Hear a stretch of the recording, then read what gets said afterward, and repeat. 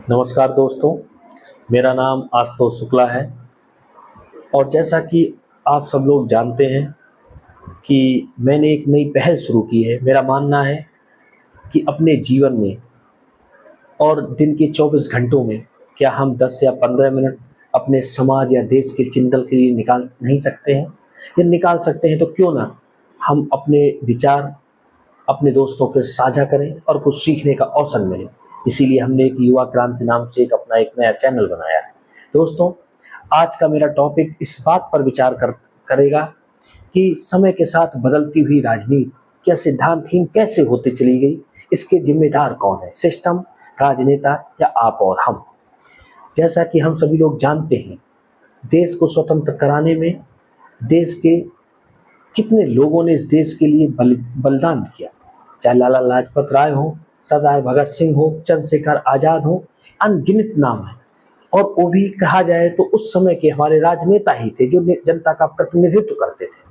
और स्वतंत्रता के बाद में भी संविधान निर्माताओं ने इस बात का भी बखूबी ख्याल रखा कि जनता सर्वोपरि होनी चाहिए। और उन्होंने इस सिद्धांत का भी पालन किया कि जनता के द्वारा, जनता के लिए, जनता का शासन ही लोकतंत्र कहलाना चाहिए। और स्वतंत्रता के बाद, जैसा कि आप हम सब लोग जानते हैं और किताबों में भी पढ़ा है, उस समय के राजनेता का एक सम्मान होता था। चाहे वो पंडित जवाहरलाल नेहरू हो, लाल बहादुर शास्त्री हो, इंदिरा गांधी हो, अटल बिहारी वाजपेयी भी हो, कि जिनके एक आह्वान का भी जनता पर असर पड़ता था।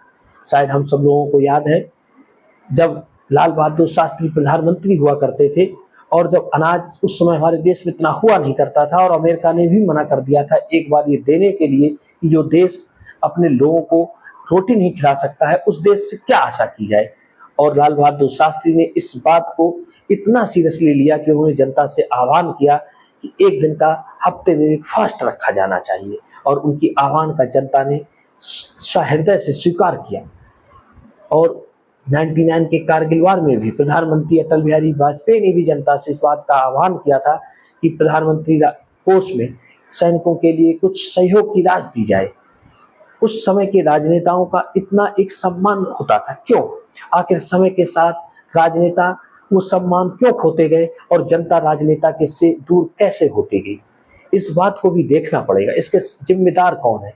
क्या सिस्टम हमारा? सिस्टम ने तो इतनी भी व्यवस्था की थी, यदि संविधान निर्माता इस बात का भी चाहते तो ब्यूरोक्रेट से भी देश को चलाया जा सकता था।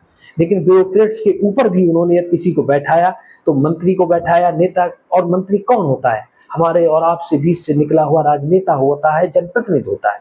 जनप्रतिनिधि को सर्वोपरि का दर्जा दिया गया, संविधान में विशेषाधिकार का दर्जा दिया गया, सिर्फ इस बात के लिए कि जनता सर्वोपरि ही होनी चाहिए। लेकिन समय के साथ साथ ऐसा कैसे हो गया? हमारे बीच से निकला हुआ जनप्रतिनिधि 5 साल के अंदर हमसे इतना दूर चला जाता है कि वो 5 साल में इतनी बड़ी गाड़ियों में चलने लगता है और हेक्टर में उड़ने लगता है कि जनता भी उससे मिलने के लिए सिर्फ हाथ जोड़ के इसको इंतजार करती रहती है। कि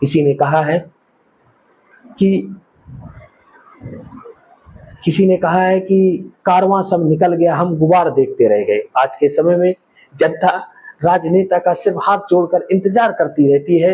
राजनेता चाहे वो फॉर्च्यूनर से हो या हेक्टर से हो, हम उसके धूल का गुबार उड़ता हुआ देखते रहते हैं और राजनेता हमारे बीच से अभिवादन करते हुए निकल जाता है। और जबकि सिस्टम बनाया गया है कि जनप्रतिनिधि जनता की आवाज को, जनता के मत को संसद के अंदर पुटअप करता है, संसद के अंदर अपनी बात को रखता है। लेकिन शायद मुझे ऐसा लगता है इसमें गलती आप और हमारी है। समय के साथ साथ या वर्तमान के दौर में देखा जाए तो जनप्रतिनिधि भी इस बात को समझ गया है कि जनता आकलन काम पर करती नहीं है, जनता आकलन आपके व्यक्तित्व का करती नहीं है, जनता आपके नेचर को परखती नहीं है। जनता जात पर, धर्म पर या किसी पार्टी की विचारधारा से चिपकी हुई है और उसी के अनुसार वोट करती है। तो जनप्रतिनिधि भी इस बात को जानता है कि 5 साल कितनी भी मेहनत की जाए, 5 साल कितना भी इनके से मिला जाए, कितना भी काम किया जाए, लेकिन ये काम का आकलन करेंगे नहीं। जब इस बात को जनप्रतिनिधि समझ गया है तो वो भी उस पार्टी के पीछे लगा रहता है जिस पार्टी से उसको टिकट पाना है, और कोई गारंटी भी नहीं कि उसको टिकट 5 साल के बाद मिलेगा भी। इन बातों को मद्देनजर रखते हुए शायद मेरा मानना ये है कि आज के समय में जनता को जनप्रतिनिधि कोई भी हो, यदि कोई निर्दलीय भी खड़ा होता है तो जनप्रतिनिधि का सम्मान होना चाहिए, उसके व्यक्तित्व का आकलन होना चाहिए, उसके काम का आकलन होना चाहिए और उस आधार पर मताधिकार का प्रयोग किया जाना चाहिए। यदि ऐसी बात हो गई तो शायद जनप्रतिनिधि भी किसी पार्टी की विचारधारा से चिपक कर किसी के पीछे नहीं भागेगा, वो अपनी जनता को ही सर्वोपरि मानेगा। शायद मेरा ऐसा मानना है कि इससे एक नया बदलाव आ सकता है और जनप्रतिनिधि का सम्मान भी जनता से कनेक्ट हो सकता है। शायद जैसा मैं समझ पा रहा हूँ, और यदि इसमें आपके क्या विचार है साझा करें, शायद मुझे भी आपसे सीखने का मौका मिलेगा। जय हिंद, जय भारत।